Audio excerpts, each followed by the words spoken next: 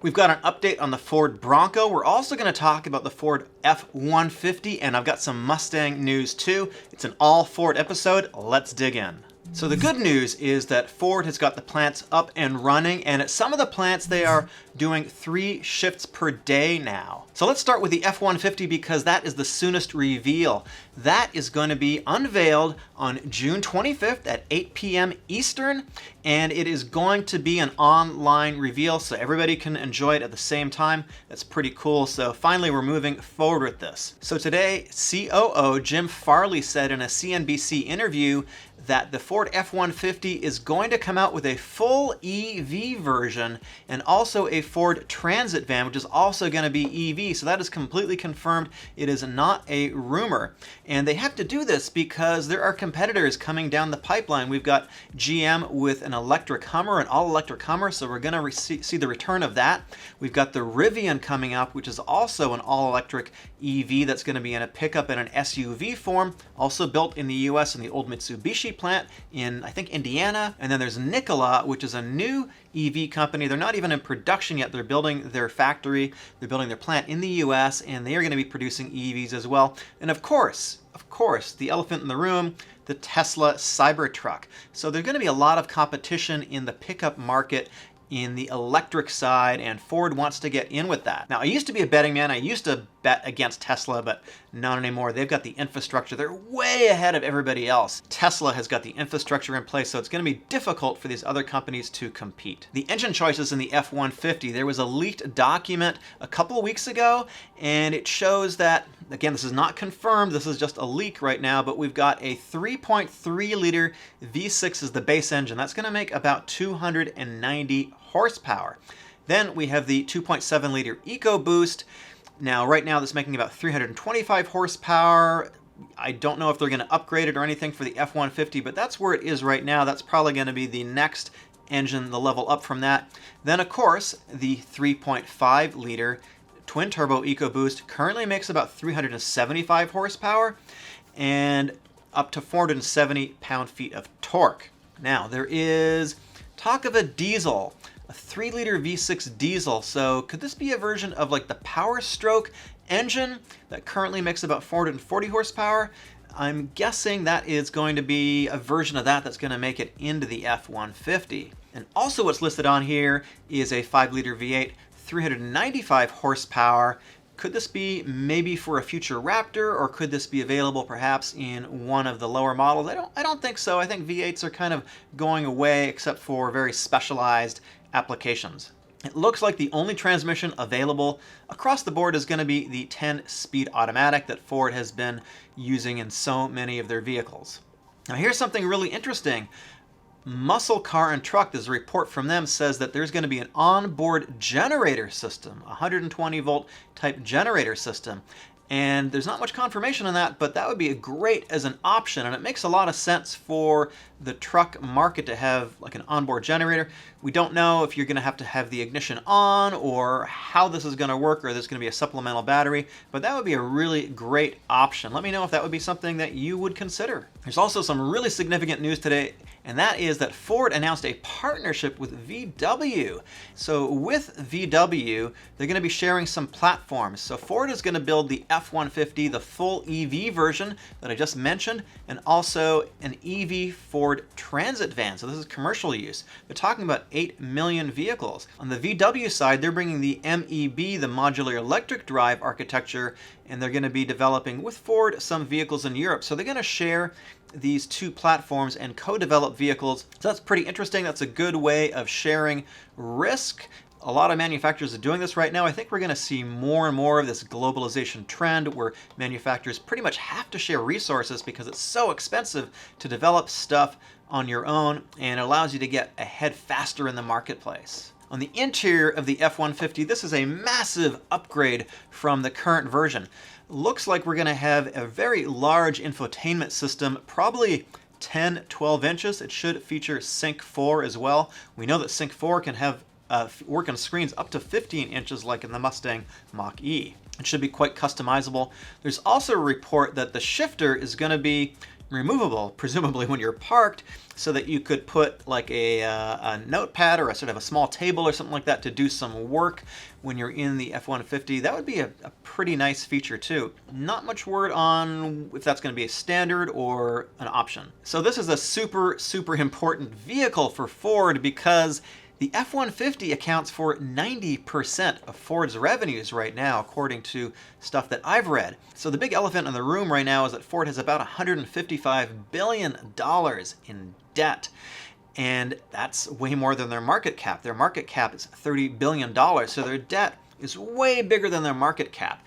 So Ford is going to have the F-150 be really successful. They want the Bronco to be really successful. They want the Mustang Mach-E to be successful, and the Bronco Sport.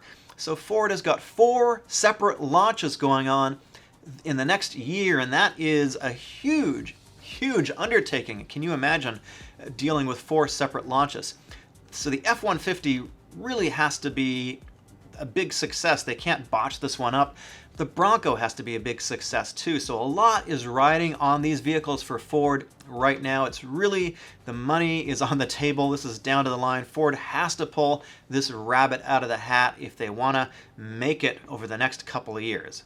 On to the Bronco. So we got 2 Broncos, of course. We have the regular Bronco, the body on frame one, which is competing directly with the Wrangler. I think it's also to some degree competing with the Toyota 4Runner and the the Land Rover Defender. So I had an exclusive last week, which is the 3-liter engine is going to be an option at some point in the future, probably not at launch. And the reason is the frame that they are using for this, the basis is going to be the upcoming Ford Ranger. You can't fit a V8 in there, you can't fit the 3.5 liter in there, it is just not big enough. So, but the 3 liter has essentially the same block as the 2.7, so probably not at launch, but we might see that for a future version, perhaps in the Raptor. My sources also confirmed, but I don't think this is a huge surprise, that we are gonna see a hybrid version as well. Probably also for the Bronco Sport, the smaller one, because the Bronco Sport is based on the Ford Escape, and there already is a hybrid version for the Escape, but we're talking about the bigger Bronco. Not at launch. I think it's going to be a little bit farther down the line. They want to get this stuff out the door. They want to get the launch going. And of course, I reported that I thought the launch was going to be on June 16 through 18. Clearly, that's not true right now, because the day after I dropped that last video, Ford says the debut is going to be in July now. So we've got about 7 weeks when the debut could happen. I don't know exactly when in July. I'm guessing, and this is just speculation on my part, it's going to be after July 4th, because we don't really want to interfere with the holidays. Ford wants everybody's attention on this vehicle. So my guess is it's going to be between a Tuesday and a Friday, and we're just going to have to wait and see. So my guess now, again speculation, is the 2 weeks after July 4th. As I was writing this video, TFL Car has a report that there is going to be a sway bar disconnect in the new Bronco. Now, what else has sway bar disconnect? Vehicle that begins with a J. It could be Jeep, in fact. It is the Jeep in the Rubicon edition, which I actually just had a road test last week. It's an amazing vehicle. I know you people don't like that. It has sway bar disconnect. Also, apparently, it's going to have front lockers and rear lockers as well. And again, I've been reporting this for a little while, but there are some patents that show that it's going to have a dynamic suspension system where it can lift a wheel up over an obstacle. They're also reporting that it could have some type of camera up front, which would be really cool when you're facing up in the sky and you can't exactly see what's in the ground ahead of you. It'd be nice to have that camera right down there, down low, where you can see where you're going over. Land Rover, Range Rover has this option too, and it's a very, very cool kind of feature. That would be really great to see in the Bronco, something that Jeep does not currently have. Here's what Ford COO Jim Farley said today about the Jeep. We're already the #1 cross-shop brand with Jeep, and Bronco is an iconic and beloved franchise, and we will soon introduce what we believe is a much superior product. Seems like he's throwing down. Those are some fighting words. People have been asking me a lot about international availability and where is the Bronco going to be available. So Ford released this slide today. You can see the Bronco at the top. It's got the blue dot, and it also has the green dot, which is listed as IMG. That's International Market Group. So we know that the Bronco obviously is going to be available in the US and Canada and probably Mexico as well, although I'm not quite 100% sure on that, and in international areas. I don't know exactly what that covers. Then we've got the small, rugged off-road utility. That is going to be in North America and South America. That is presumably the Bronco Sport. So here's something very interesting. Someone on Instagram messaged me and they said that they saw the Bronco Sport in camouflage testing in the UK countryside. So that means probably a right-hand drive. So according to this chart here, it looks like we're not going to get the Bronco or the Bronco Sport in Europe, but my question is the International Market Group, does that include the UK, or is the UK just for testing? I don't really know yet. If anybody has that information, definitely hit me up on Instagram. If you've got any exclusive information on the Bronco or another vehicle, hit me up there too. I will always keep your identity completely secret. In May, there was a memo that went out to Ford suppliers. And in this memo, it basically indicates that the Ford Sport production has already started in Hermosillo, Mexico, but they've only done a small number of test vehicles for things like crash testing, emissions testing, and so forth, and then they're going to take a pause. So this production is going to go through July 20th, apparently for this initial batch of vehicles. Then they're going to take a pause and restart production on September 28th. So we can expect to see the Bronco Sport probably very late this year in terms of getting it into the dealers. Based on that, we should be seeing the Bronco Sport later this year in dealers, and also the Bronco later this year in dealers. The exact months that we're going to see it are not quite clear yet, but I think we should know probably by the reveal when we can expect to see them. There's also been an update on the Maverick name, which has been floating around and people couldn't quite figure out what it is.